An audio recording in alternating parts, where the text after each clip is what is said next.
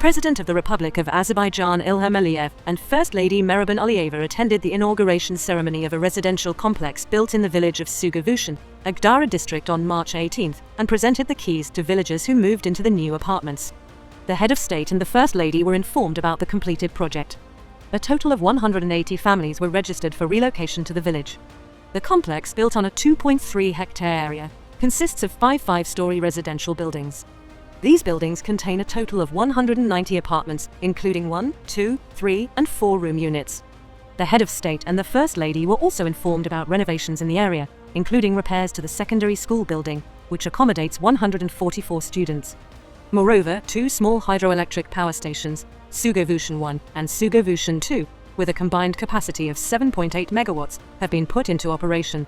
In Sugovushan, a recreation complex project was completed. The complex, covering an area of 6 hectares, includes 16 cottages and a 2-story hotel building, all of which underwent significant refurbishment. The head of state engaged in conversation with the residents and gave a speech. First of all, I congratulate you on the holidays. Today is the last Tuesday. I lit a bonfire in the village of Hazanras and congratulate you on the upcoming Novruz holidays. I remember that lighting the Novruz bonfire in Sugovushan village in 2022 and giving instructions to create conditions for the relocation of people here. These houses have been built. Your very beautiful houses. They were built from scratch and have all the amenities. I am glad that the first residents have already moved in and will live here comfortably. All living conditions are available here. The houses are beautiful, spacious and bright. Nature, of course, also adds value to this region.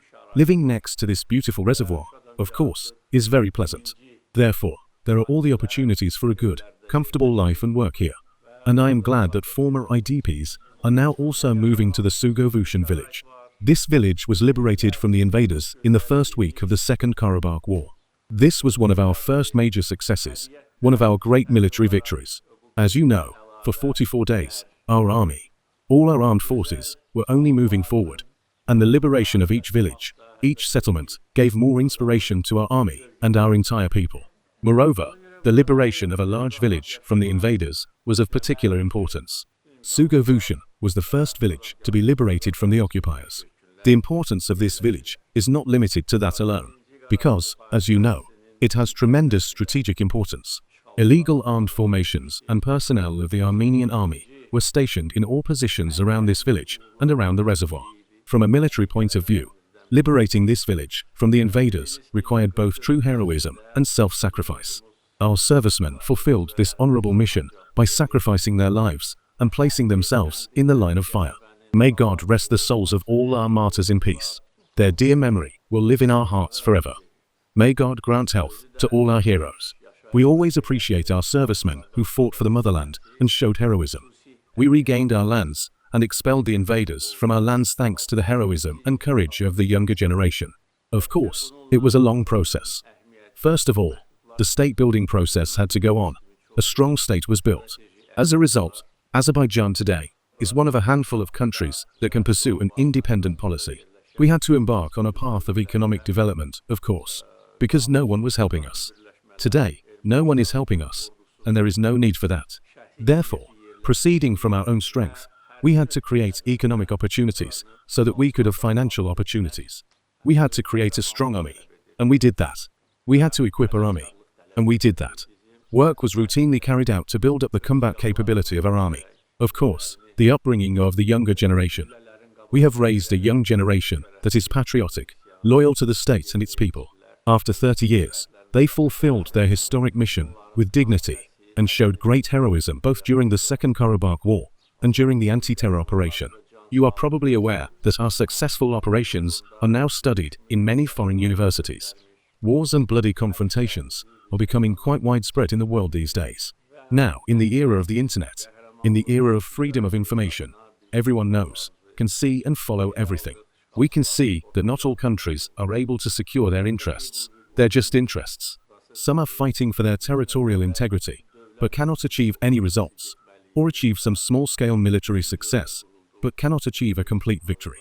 In other words, if we simply look at the clashes, conflicts, and wars taking place in the world today, if we look at the wars of recent history, I can say that no one has won a victory as unambiguous and incomplete as Azerbaijan did after the Second World War. Some conflicts remained unfinished. Some remained incomplete.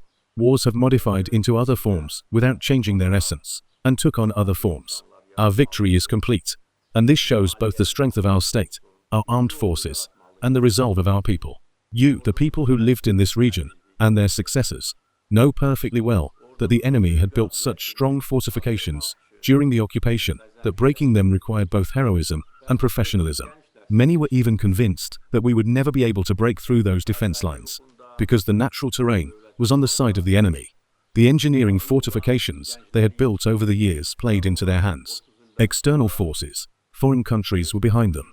First of all, the Osman's group, which supposedly received a mandate to deal with this issue.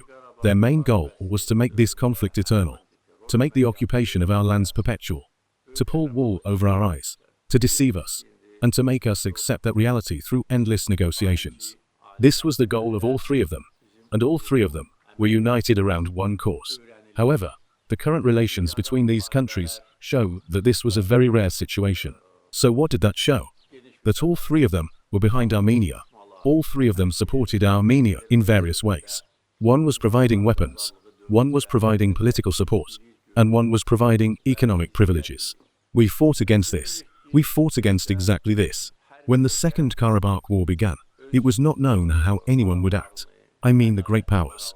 In such a difficult political environment, in such a difficult natural terrain, in such heavily fortified areas, to crush the enemy in a matter of 44 days shows the strength of our people. But even then we knew, and I am sure that you knew it too, the entire nation knew that this was not the end of our work, so to speak, because for certain reasons, the separatists had still maintained their nests in our lands. Peacekeeping forces had been brought to a region, and this, as they say, gave separatists additional courage. They also believed that in such a situation their separatism could be continued. Various other events also occurred. However, they could not calculate one thing, and that was the resolve, determination, courage and self-confidence of the Azerbaijani people and state. They could not calculate this. A year and a half ago, a one-day anti-terror operation eradicated separatism. The matter was over, and their book was closed.